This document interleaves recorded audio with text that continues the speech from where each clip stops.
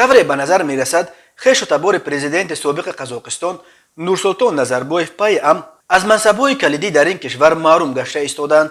روز 25 ینور پرزیدنت کنونی قزاقستان قاسم جمال توقایف بیریک ایماشوف 61 ساله قدوی دختر نظربایف را از مقام رئیس کمیسیون مرکزی انتخابات برکنار و به جای او سناتور امکنون سابق نورلان عبدیروف را تعیین کرد.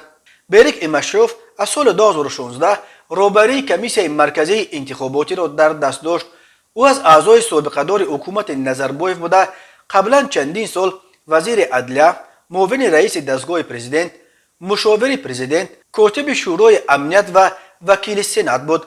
ایماشوف قدوی دوریغا نظربایف و دختر کلانی پرزیدنت سابق است.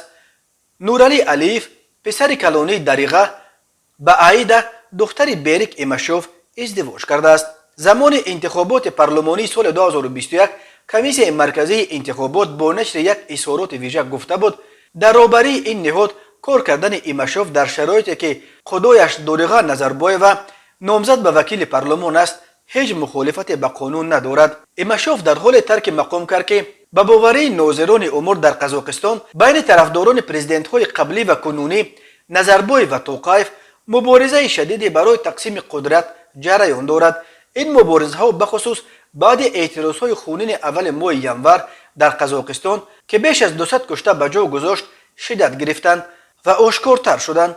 روز 18 ینور نظربایف در یگانه پیام ویدیویش بعد حوادث اخیر کوشش کرد خود را آرام و خونسرد نشان دهد و اصرار می‌ورزد که بین او و توقایف اختلافی وجود ندارد، ولی طور به نظر می‌رسد تلاطم تحولات دیگر به گونه‌ای نیست که رهبر سابق قزاقستان می‌خواهد تصویر یا تصور کند. در جریان اعتراضها یک شعار اساسی مردم شالکت موی سفید برف بود که منظورشان کاملا از قدرت رفتن نظربایف بود.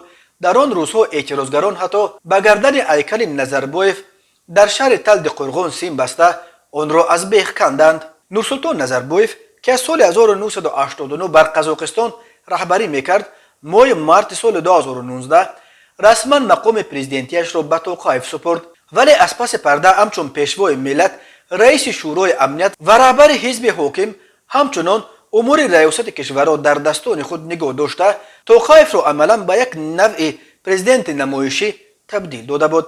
ولی ناظران امور بر اینند که اعتراضهای اخیر نقطه آغاز پایان دوران نورسلطان نظربایف در قزاقستان شد.